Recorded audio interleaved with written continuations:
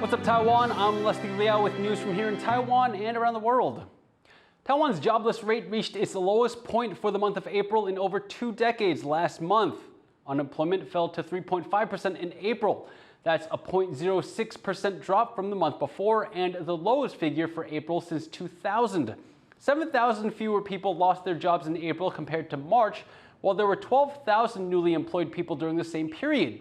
Taiwan's statistics agency says the lower unemployment rate reflects fewer job losses caused by business closures and downsizing, particularly in the hospitality and food and beverage sectors.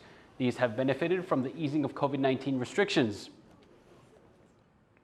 Purple seaweed, or Nori, is a popular menu item in Taiwan. Farmers on the islands of Penghu in the Taiwan Strait make a living cultivating it. But now this algae is facing its biggest threat: warmer oceans. Sally Jensen's got more.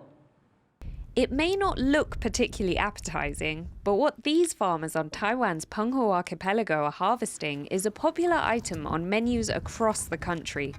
It's purple lava, or Nori, known locally as black gold. 这个要撑起来比较好拔了。那样怎么办呢？逆向啊，它生长是这样子垂下来，你要往上拉。 The purple seaweed is cultivated at low tide on these bamboo frames. It grows best at water temperatures between 16 and 22 degrees Celsius. 水温啊，25度以下，它就会长了。可是冷越冷越好了。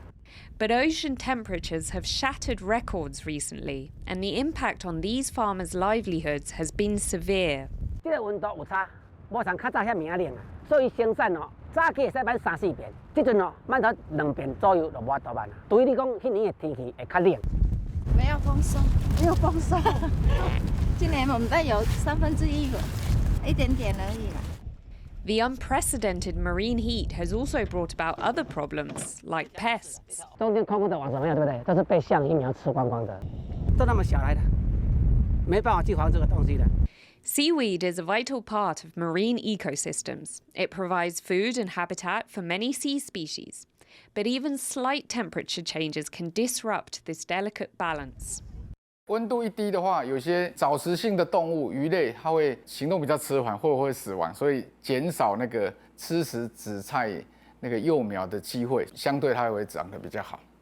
But as companies continue to burn fossil fuels for profit, causing a global climate crisis, and 90% of the excess heat is absorbed by the oceans, the consequences are being felt not only by farmers, but on our dinner tables too. Klein Wang and Sally Jensen for TaiwanPlus. For decades, the outlying islands of Matsu were closed to the outside world. But now the islands are rethinking their wartime past. In part 2 of our special series, Andrew Ryan visits an old military brothel which is now used for art shows.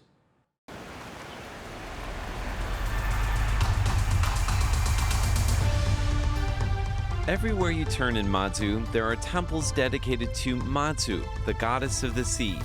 Everything from tiny temples like this one to one of the tallest statues of her in the world.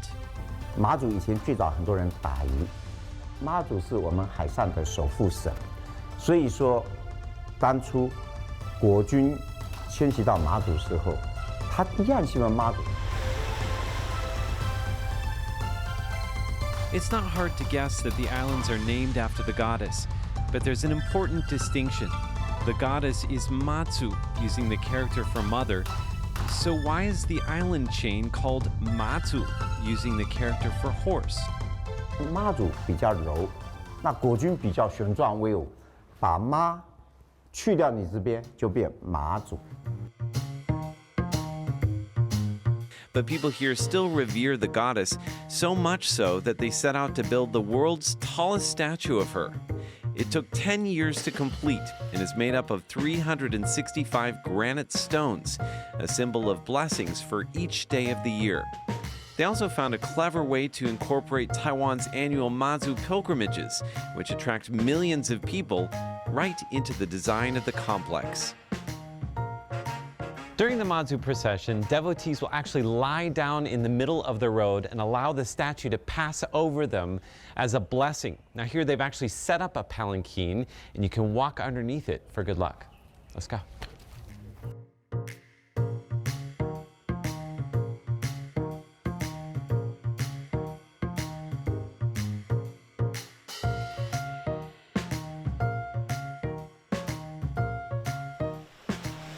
This passageway was once used by the army.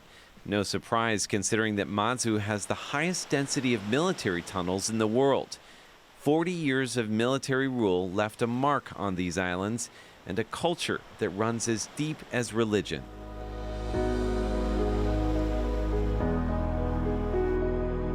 Propaganda is still part of the landscape. Slogans like "One Island, One Destiny," encouraging solidarity among soldiers and civilians. And then there's this massive sign greeting people at the harbor, sleeping on spears, awaiting the dawn. It's a warning to always remain alert.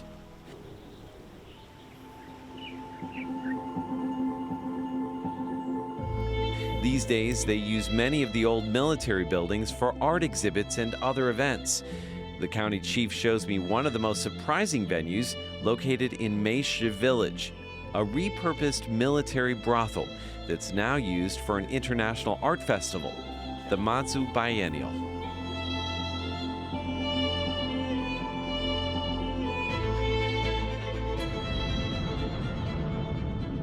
把整个的马祖叫做国际艺术岛，有岛屿博物馆的观念。我们做10年的计划，这10年当中，那我们从教育、从我们的建筑、从我们的文化融合在一起，慢慢的把这个艺术的氛围把它培养起来。 The locals have also converted old strongholds into an independent bookstore and a hostel for backpackers. 我觉得马祖应该要保有自己的特色。我觉得开发不要太快，慢慢的。除了保有既有的原始生态以外，我们要要求品质的提升。那这样子，我们的观光才会做得更长远、更长久。 At a time when the world is rushing back to tourism, this small island chain of 13,000 people is happy to take it one day at a time. Alex Chen, Devin Tsai, Peachy Drong, and Andrew Ryan for TaiwanPlus.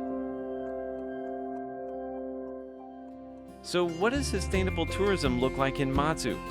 Some say it looks a whole lot like the Mediterranean. That's next time in part 3 of our series, Where is Matsu's County Chief Taking Us? You can find more episodes in the series on our website at TaiwanPlus.com. Fat cats look away. 2 Taiwanese sisters have invented a gadget that'll make your kitty work for its dinner. And their efforts in putting together this part feeding, part exercise machine have paid off, as the 2 have now won an award. Stash Butler tells us more. Spin the roller and win a meal. This new gadget for cats won gold at the World Genius Convention and Education Expo in Tokyo. And the inventors? These 2 sisters from Taiwan. The eldest, 6th grader Christine Chen, explains why they made it. 做一些研究发现，地球上60%的猫都是过胖的，所以我们就很担心，就想要做出这样的发明。 Every time the roller spins, a light flashes on this stand. 20 spins and your cat has earned its dinner.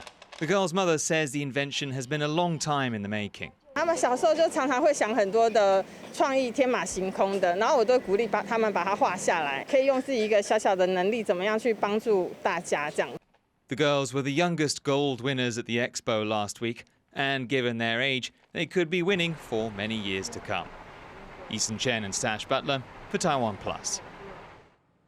Thank you for watching What's Up Taiwan. Remember to download the TaiwanPlus app for more stories from Taiwan and around the world.